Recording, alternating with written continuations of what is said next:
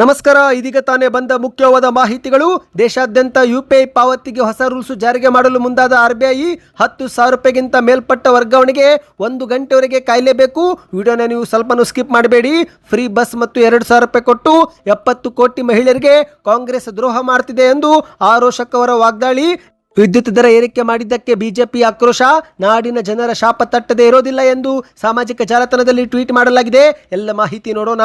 ಮತ್ತೊಂದೆಡೆಯಲ್ಲಿ ಬಿಸಿಲಿಗೆ 2 ಭಕ್ತರು ಸಾವನ್ನಪ್ಪಿದ್ದು, ಹಾಗಾಗಿ ಅಂಜನಾದ್ರಿ ಬೆಟ್ಟಕ್ಕೆ ಹೊಸ ನಿಯಮ ಜಾರಿಗೆ ಮಾಡಲಾಗಿದೆ. ಈ ಸಮಯದಲ್ಲಿ ಇನ್ನು ಮುಂದೆ ಪ್ರವೇಶಕ್ಕೆ ಅವಕಾಶ ಇರೋದಿಲ್ಲ. ಎಲ್ಲ ಮಾಹಿತಿ ನೋಡೋಣ ಸ್ನೇಹಿತರೆ. ಮತ್ತೊಂದೆಡೆಯಲ್ಲಿ 3 ವಿಧೇಯಕ ಮಿಕ್ಸ್ ಮಾಡಿದ್ದರಿಂದಲೇ ವಿಧೇಯಕ ಬಿದ್ದೋಗಿದೆ. ಮಹಿಳಾ ಮೀಸಲಾತಿಗೆ ನಮ್ಮ ಯಾವುದೇ ವಿರೋಧ ಇಲ್ಲ ಎಂದು ಸಿಎಂ ಸಿದ್ದರಾಮಯ್ಯನವರು ಮಾಧ್ಯಮಗಳ ಮುಂದೆ ಹೇಳಿಕೆ ಕೊಟ್ಟಿದ್ದಾರೆ. ಎಲ್ಲ ಮಾಹಿತಿ ಡೀಟೇಲ್ ಆಗಿ ನೋಡೋಕ್ಕಿಂತ ಮೊದಲು ನೀವು ನಮ್ಮ ಚಾನಲ್ಗೆ ಮೊದಲು ಬಾರಿ ಭೇಟಿ ಕೊಡ್ತಿದ್ರೆ ಸುದ್ದಿ 9 ಯೂಟ್ಯೂಬ್ ಚಾನಲ್ಗೆ ಸಬ್ಸ್ಕ್ರೈಬ್ ಮಾಡ್ಕೊಳ್ಳಿ. ಪಕ್ಕದಲ್ಲಿ ಕಾಣಿಸೋ ಗಂಟೆ ಕೂಡ ಒತ್ತಿ. ಇದರಿಂದ ರಾಜ್ಯದ ಮಾಹಿತಿಗಳು ನಿಮಗೆ ಸಿಗುತ್ತವೆ. ವಿಡಿಯೋಗೆ ಲೈಕ್ ಮಾಡ್ತಾ ವಿಡಿಯೋನ ಪೂರ್ತಿಯಾಗಿ ನೋಡಿ. ಬನ್ನಿ ಸ್ನೇಹಿತರೆ, ಎಲ್ಲ ಸುದ್ದಿಗಳನ್ನ ಡೀಟೇಲ್ ಆಗಿ ನೋಡೋಣ.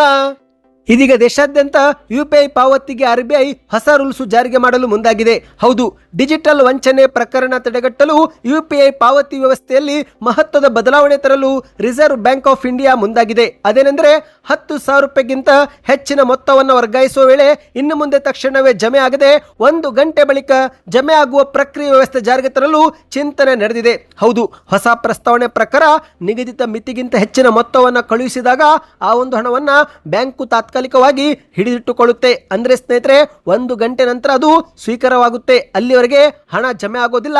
ಮಧ್ಯದಲ್ಲಿ ಗ್ರಾಹಕರಿಗೆ ಏನಾದರೂ ತಪ್ಪಾಗಿ ವರ್ಗಾವಣೆ ಆಗಿದ್ರೆ ಅದನ್ನು ರದ್ದುಪಡಿಸಲು ಅವಕಾಶವೂ ಕೂಡ ಇಲ್ಲಿ ಕೊಟ್ಟಂತಾಗುತ್ತೆ. ಅಂದ್ರೆ ಸ್ನೇಹಿತರೆ, ಡಿಜಿಟಲ್ ವಂಚನೆಗಳು ಹೆಚ್ಚಾಗುತ್ತಿರುವ ಹಿನ್ನೆಲೆಯಲ್ಲಿ ಈ ಒಂದು ಕ್ರಮ ತೆಗೆದುಕೊಳ್ಳಲು ಆರ್ಬಿಐ ಈಗ ಮುಂದಾಗಿದೆ. ಕಳೆದ ವರ್ಷ ದೇಶದಲ್ಲಿ ಸಾವಿರಾರು ಕೋಟಿ ರೂಪಾಯಿಗಳ ಆನ್ಲೈನ್ ಮೋಸ ಪ್ರಕರಣಗಳು ದಾಖಲಾಗಿದ್ದು, ವಿಶೇಷವಾಗಿ ದೊಡ್ಡ ಮೊತ್ತದ ವರ್ಗಾವಣೆಯಲ್ಲಿನೇ ತಪ್ಪುಗಳು ಹಾಗೂ ವಂಚನೆಗಳು ಹೆಚ್ಚಾಗಿರುವುದು ಆರ್ಬಿಐ ಗಮನಕ್ಕೆ ಬಂದಿದೆ. ಹಾಗಾಗಿ ಈ ಒಂದು ನಿಯಮ ಜಾರಿಗೆ ಬಂದರೆ ಏನಾದರೂ ತಪ್ಪು ವರ್ಗಾವಣೆ ಆದರೆ ಆಗ 1 ಗಂಟೆ ಒಳಗೆ ಅದನ್ನು ಸರಿಪಡಿಸುವ ಅವಕಾಶ ಗ್ರಾಹಕರಿಗೆ ನೀಡಿದಂತಾಗುತ್ತೆ ಎನ್ನುವುದು ಆರ್ಬಿಐನ ಒಂದು ಆಶಯವಾಗಿದೆ. ಅಂದ್ರೆ ಸ್ನೇಹಿತರೆ, ಇನ್ನು ಮುಂದೆ ನೀವು ಒಬ್ಬರಿಗೆ ಏನಾದರೂ 10,000 ರೂಪಾಯಿ ಕಳುಹಿಸಿದ್ರೆ ಅಥವಾ ಅದಕ್ಕಿಂತ ಹೆಚ್ಚಿನ ಹಣ ಪಾವತಿ ಮಾಡಿದರೆ ಅದು ತಕ್ಷಣವೇ ಅವರಿಗೆ ಜಮೆ ಆಗೋದಿಲ್ಲ. 1 ಗಂಟೆ ನಂತರ ಜಮೆ ಆಗುತ್ತೆ. ಅಂದ್ರೆ 1 ಗಂಟೆ ಒಳಗೆ ನೀವು ಆ ಒಂದು ಹಣವನ್ನ ಕ್ಯಾನ್ಸಲ್ ಮಾಡಬಹುದು ಅಥವಾ ತಪ್ಪು ವರ್ಗಾವಣೆ ಆಗಿದ್ರೆ ಸರಿಪಡಿಸಿಕೊಳ್ಳಬಹುದು. ಅಂದ ಹಾಗೆ ಸ್ನೇಹಿತರೆ, ಈ ಒಂದು ನಿಯಮ ಪ್ರತಿದಿನದ ಸಣ್ಣ ಪಾವತಿಗಳ ಮೇಲೆ ಯಾವುದೇ ಪರಿಣಾಮ ಬೀರೋದಿಲ್ಲ. ಅಂದ್ರೆ 10,000 ರೂಪಾಯಿ ಒಳಗಿರುವ ಪಾವತಿ ತಕ್ಷಣವೇ ಜಮೆ ಆಗುತ್ತೆ.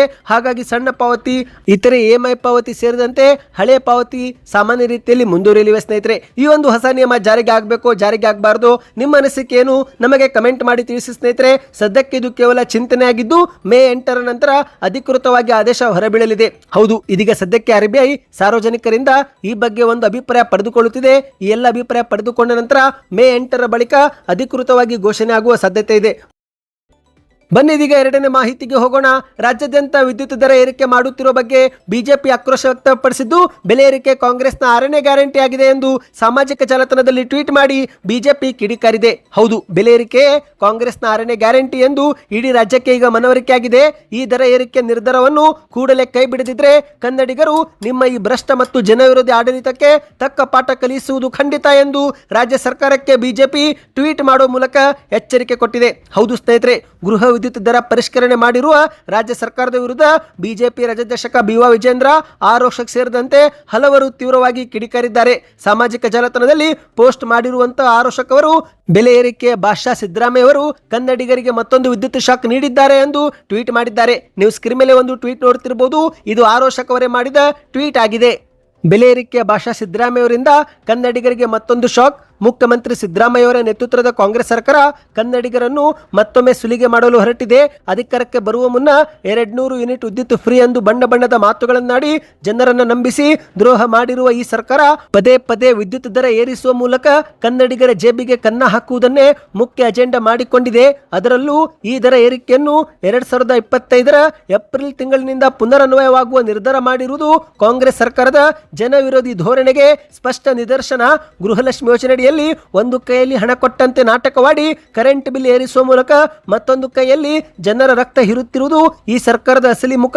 ಸ್ಮಾರ್ಟ್ ಮೀಟರ್ ಅಳವಡಿಕೆ ಹೆಸರಿನಲ್ಲಿ ಈಗಾಗಲೇ ಸಾವಿರಾರು ಕೋಟಿ ರೂಪಾಯಿಗಳ ಹಗಲು ದೊರಡೆ ಮಾಡುತ್ತಿರುವ ಈ ಕಾಂಗ್ರೆಸ್ ಸರ್ಕಾರ ಈಗ ಮತ್ತೊಂದು ದರ ಏರಿಕೆ ಮಾಡುವ ಮೂಲಕ ಸಾಮಾನ್ಯ ಜನರ ಬದುಕನ್ನು ಸಂಕಷ್ಟಕ್ಕೆ ದೂಡುತ್ತಿದೆ. ಅಭಿವೃದ್ಧಿ ಕೆಲಸಗಳಿಗೆ ಹಣವಿಲ್ಲದಿದ್ರೂ ಬೆಲೆ ಏರಿಕೆ ಮಾಡುವಲ್ಲಿ ಮಾತ್ರ ಈ ಸರ್ಕಾರ ನಂಬರ್ 1 ಸ್ಥಾನದಲ್ಲಿದೆ. ಇದು ಕೇವಲ ಬೆಲೆ ಏರಿಕೆ ಅಲ್ಲ, ಇದು ಗ್ಯಾರಂಟಿಗಳ ಹೆಸರಿನಲ್ಲಿ ಕಾಂಗ್ರೆಸ್ ನಡೆಸುತ್ತಿರುವ ದೊಡ್ಡ ವಂಚನೆ. ಬೆಲೆ ಏರಿಕೆ ಕಾಂಗ್ರೆಸ್ನ 6ನೇ ಗ್ಯಾರಂಟಿ ಎಂದು ಇಡೀ ರಾಜ್ಯಕ್ಕೆ ಈಗ ಮನವರಿಕೆಯಾಗಿದೆ. ಈ ದರ ಏರಿಕೆ ನಿರ್ಧಾರವನ್ನು ಕೂಡಲೇ ಕೈಬಿಡದಿದ್ರೆ ಕನ್ನಡಿಗರು ನಿಮ್ಮ ಈ ಭ್ರಷ್ಟ ಮತ್ತು ಜನವಿರೋಧಿ ಆಡಳಿತಕ್ಕೆ ತಕ್ಕ ಪಾಠ ಕಲಿಸುವುದು ಖಂಡಿತ. ರಾಜ್ಯದ ಜನತೆ ದಂಗೆ ಏಳುವ ಮುನ್ನವೇ ಮುಖ್ಯಮಂತ್ರಿಗಳು ಎಚ್ಚೆತ್ತುಕೊಳ್ಳಲಿ ಎಂದು ಆರೋಶಕ್ ಅವರು ಟ್ವೀಟ್ ಮಾಡಿದ್ದಾರೆ. ಹೌದು ಸ್ನೇಹಿತರೆ, ಇದೀಗ ವಿದ್ಯುತ್ ದರ ಏರಿಕೆ ಮಾಡಲು ಎಲ್ಲ ಎಸ್ಕಾಂಗಳು ಮುಂದಾಗಿವೆ. ಹೌದು, ಸುಡುವ ಬಿಸಿಲಿನ ಬೆಗೆಯಿಂದ ಕಂಗಾಲಾಗಿರುವ ರಾಜ್ಯದ ಜನರಿಗೆ, ವಿದ್ಯುತ್ ಗ್ರಾಹಕರಿಗೆ ಈಗ ಬೆಲೆ ಏರಿಕೆ ಬಿಸಿ ತಟ್ಟಿದೆ. ಕರ್ನಾಟಕ ವಿದ್ಯುತ್ ನಿಯಂತ್ರಣ ಆಯೋಗ ಅಂದ್ರೆ KERC ವಿದ್ಯುತ್ ದರ ಏರಿಕೆ ಮಾಡಿ ಅಧಿಕೃತ ಆದೇಶ ಹೊರಡಿಸಿದೆ ಸ್ನೇಹಿತರೆ. ಈ ಮೂಲಕ ಪ್ರತಿ ಯೂನಿಟ್ ವಿದ್ಯುತ್ ಮೇಲೆ ಈಗ ಮತ್ತೊಮ್ಮೆ 56 ಪೈಸೆ ಹೆಚ್ಚುವರಿಯಾಗಿ ಹೊರೆಯನ್ನು ಗ್ರಾಹಕರು ಹೊರಬೇಕಾಗಿದೆ ಸ್ನೇಹಿತರೆ. ಇದು ಒಂದು ಶಾಕಿಂಗ್ ಮಾಹಿತಿಯಾಗಿದೆ. ಈಗಾಗಲೇ ಅಧಿಕೃತ ಆದೇಶವು ಕೂಡ ಹೊರಬಿದ್ದಿದ್ದು ಈ ಒಂದು ಪರಿಷ್ಕೃತ ಹೊಸ ದರವು 2026 ಮೇ 1ರಿಂದ ಜಾರಿಗೆ ಬರಲಿವೆ. ಅಂದ್ರೆ ಮೇ ತಿಂಗಳಿನಿಂದ ಬರುವ ವಿದ್ಯುತ್ ಬಿಲ್ ಗ್ರಾಹಕರಿಗೆ ಹೆಚ್ಚುವರಿಯಾಗಿ 56 ಪೈಸೆ ಪ್ರತಿ ಯೂನಿಟ್ ಮೇಲೆ ಹೆಚ್ಚುವರಿಯಾಗಿ ಪಾವತಿ ಮಾಡಬೇಕಾಗುತ್ತೆ. ಈ ಬಗ್ಗೆ ನಿಮ್ಮ ಅನಿಸಿಕೆಯನ್ನು ಕಮೆಂಟ್ ಮಾಡಿ.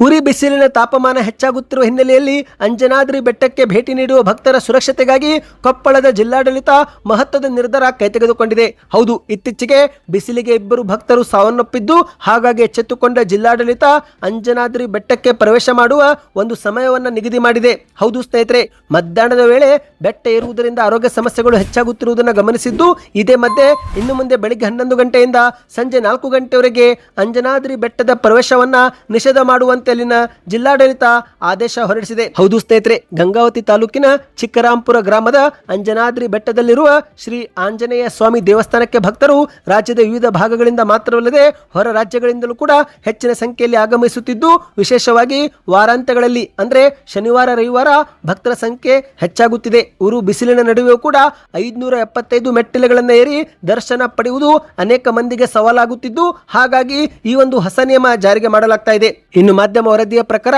ಕಳೆದ 2-3 ತಿಂಗಳ ಅವಧಿಯಲ್ಲಿ ಬೆಟ್ಟ ಏರಿ ದರ್ಶನ ಪಡೆದ ಬಳಿಕ ಉಸಿರಾಟದ ತೊಂದರೆ ಮತ್ತು ಬಿಸಿಲಿನ ತಾಪದಿಂದ 2 ಭಕ್ತರು ಮೃತಪಟ್ಟಿದ್ದಾರೆ.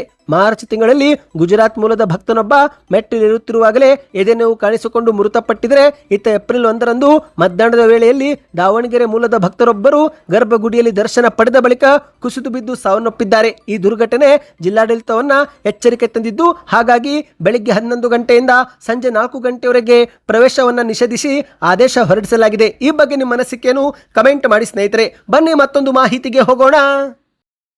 ಇದೀಗ ಕೇಂದ್ರದ ಬಿಜೆಪಿ ಸರ್ಕಾರ ಮಹಿಳಾ ಮೀಸಲಾತಿ ಮಸೂದೆ ಮಂಡಿಸಲು ಮುಂದಾಗಿತ್ತು. ಆದರೆ ಲೋಕಸಭೆಯಲ್ಲಿ ಈ ಒಂದು ಮಸೂದೆಗೆ ಸೋಲಾಗಿದೆ. ಹೌದು, ಯಾಕಂದ್ರೆ ಈ ಒಂದು ಮಹಿಳಾ ಮೀಸಲಾತಿ ಮಸೂದೆ ಅಂಗೀಕಾರಕ್ಕೆ 326 ಮತಗಳು ಬೇಕಾಗಿದ್ದವು. ಆದರೆ ಮಸೂದೆಯ ಪರವಾಗಿ 298 ಮತ್ತು ಅದರ ವಿರುದ್ಧವಾಗಿ 230 ಮತ ಬಿದ್ದ ಕಾರಣ ಮಹಿಳಾ ಮೀಸಲಾತಿ ಮಸೂದೆಗೆ ಸೋಲಾಗಿದೆ ಸ್ನೇಹಿತರೆ. ಇನ್ನು ಇದೇ ಒಂದು ವಿಚಾರ ಮುಂದಿಟ್ಟುಕೊಂಡು ದೇಶಾದ್ಯಂತ ಬಿಜೆಪಿ ನಾಯಕರು ಕಾಂಗ್ರೆಸ್ ವಿರುದ್ಧ ಅಸಮಾಧಾನ ಹೊರಗೆ ಹಾಕುತ್ತಿದ್ದಾರೆ. ಇತ್ತ ಬೆಂಗಳೂರಲ್ಲಿ ಬಿಜೆಪಿ ನಾಯಕ ಆರೋಶಕ್ ಅವರು ಕೂಡ ರಾಜ್ಯ ಸರ್ಕಾರದ ವಿರುದ್ಧ ಗಂಭೀರ ಆರೋಪ ಮಾಡಿದ್ದಾರೆ. ಸುದ್ದಿಗೋಷ್ಠಿಯಲ್ಲಿ ಮಾತನಾಡಿದಂತ ಆರೋಶಕ್ ಅವರು, ಸುಮಾರು 60 ವರ್ಷ ದೇಶವನ್ನು ಆಡಳಿತ ಮಾಡಿದ ಕಾಂಗ್ರೆಸ್ನವರು ಈಗ ದೊಡ್ಡ ದೊಡ್ಡ ಭಾಷಣ ಮಾಡುತ್ತಿದ್ರು, ಮಹಿಳೆಯರ ಪರವಾದ ನಿಜವಾದ ಧೈರ್ಯ ತೋರಲಿಲ್ಲ. ಮಹಿಳೆಯರ ಹಿತದೃಷ್ಟಿಯಿಂದ ನಡೆದುಕೊಂಡಿದ್ರೆ ಮಹಿಳಾ ಮೀಸಲಾತಿ ಬಿಲ್ಗೆ ಇವರು ಸ್ಪಷ್ಟ ಬೆಂಬಲ ನೀಡಬೇಕಾಗಿತ್ತು ಎಂದು ಮಾಧ್ಯಮಗಳ ಮುಂದೆ ಆರೋಶಕ್ ಅವರು ಆಕ್ರೋಶ ವ್ಯಕ್ತಪಡಿಸಿದ್ದಾರೆ. ಮಹಿಳೆಯರಿಗೆ 2,000 ರೂಪಾಯಿ ಮತ್ತು ಉಚಿತ ಬಸ್ ಪ್ರಯಾಣ ಇತ್ಯಾದಿ ಯೋಜನೆ ಕೊಟ್ಟರೆ ಸಾಕು, ಆದರೆ ಯಾವುದೇ ಕಾರಣಕ್ಕೂ ನಿಜವಾದ ರಾಜಕೀಯ ಪ್ರತಿನಿಧಿತ್ವ ಇವರಿಗೆ ಕೊಡಬಾರದು ಎಂಬ ಮನಸ್ಥಿತಿ ಕಾಂಗ್ರೆಸ್ನವರದ್ದಾಗಿದೆ ಎಂದು ಆರೋಶಕ್ ಅವರು ಹೇಳಿಕೆ ಕೊಟ್ಟಿದ್ದಾರೆ. ಇನ್ನು ಇದೇ ಒಂದು ವಿಚಾರ ಕುರಿತಂತೆ ಮತ್ತೊಂದೆಡೆಯಲ್ಲಿ ಸಿಎಂ ಸಿದ್ದರಾಮಯ್ಯನವರು ಮಾತನಾಡಿದ್ದು, ಮಹಿಳಾ ಮೀಸಲಾತಿಗೆ ನಮ್ಮ ಯಾವುದೇ ವಿರೋಧ ಇಲ್ಲ ಎಂದು ಸಿದ್ದರಾಮಯ್ಯನವರು ಸ್ಪಷ್ಟನೆ ಕೊಟ್ಟಿದ್ದಾರೆ. ಹೌದು ಸ್ನೇಹಿತರೆ, 3 ವಿಧೇಯಕ ಮಿಕ್ಸ್ ಮಾಡಿದ್ದರಿಂದಲೇ ವಿಧೇಯಕ ಬಿದ್ದೋಗಿದೆ. ಮಹಿಳಾ ಮೀಸಲಾತಿಗೆ ನಮ್ಮ ಯಾವುದೇ ವಿರೋಧವಿಲ್ಲ ಎಂದು ಸಿದ್ದರಾಮಯ್ಯನವರು ಮಾಧ್ಯಮಗಳ ಮುಂದೆ ತಿಳಿಸಿದ್ದಾರೆ. ಬೆಂಗಳೂರಲ್ಲಿ ಮಾತನಾಡಿದಂತೆ ಇವರು, ಮಹಿಳಾ ಮೀಸಲಾತಿ ವಿಧೇಯಕವನ್ನು ನಾವು ಯಾವತ್ತೂ ಕೂಡ ವಿರೋಧ ಮಾಡಿಲ್ಲ. ಇದೀಗ ಮಹಿಳಾ ಮೀಸಲಾತಿ ವಿಧೇಯಕ ಮತ್ತು ಕ್ಷೇತ್ರ ಮರು ವಿಂಗಡಣೆ ಬಿಲ್ ಹಾಗೂ ಕೇಂದ್ರಾಡಳಿತ ಪ್ರದೇಶಗಳ ಕಾನೂನು ತಿದ್ದುಪಡಿ ಬಿಲ್ ಮಿಕ್ಸ್ ಮಾಡಿದ್ದರಿಂದಲೇ ಈ ಒಂದು ವಿಧೇಯಕ ತಪ್ಪಾಗಿ ಹೋಗಿದೆ. 3 ವಿಧೇಯಕ ಮಿಕ್ಸ್ ಮಾಡಿದ್ದರಿಂದಲೇ ಲೋಕಸಭೆಯಲ್ಲಿ ಇದು ಬಿದ್ದೋಗಿದೆ. ಬಿಜೆಪಿಯವರು ರಾಜಕೀಯ ಆಟ ಆಡ್ತಿದ್ದಾರೆ. ರಾಜಕೀಯ ಮಾಡುವುದಕ್ಕಾಗಿಯೇ 3 ವಿಧೇಯಕ ಮಿಕ್ಸ್ ಮಾಡಿದ್ದಾರೆ. ನಾವು ಕೇವಲ ಕ್ಷೇತ್ರ ಮರು ವಿಂಗಡಣಾ ವಿಧೇಯಕಕ್ಕೆ ಮಾತ್ರ ವಿರೋಧ ಮಾಡಿದ್ದು, ಮಹಿಳಾ ಮೀಸಲಾತಿ ವಿಧೇಯಕವನ್ನು ನಾವು ಎಂದಿಗೂ ಕೂಡ ವಿರೋಧ ಮಾಡೇ ಇಲ್ಲ ಎಂದು ಸಿದ್ದರಾಮಯ್ಯನವರು ಸ್ಪಷ್ಟನೆ ಕೊಟ್ಟಿದ್ದಾರೆ. ಸದ್ಯಕ್ಕಷ್ಟೇ ಸ್ನೇಹಿತರೆ, ಈ ಎಲ್ಲ ಮಾಹಿತಿಗಳು ಇಷ್ಟವಾಗಿದ್ದರೆ ಚಾನಲ್ಗೆ ಸಬ್ಸ್ಕ್ರೈಬ್ ಮಾಡಿಕೊಳ್ಳಿ, ವಿಡಿಯೋಗೆ ಲೈಕ್ ಮಾಡ್ತಾ ವಿಡಿಯೋನ ಶೇರ್ ಕೂಡ ಮಾಡಿ.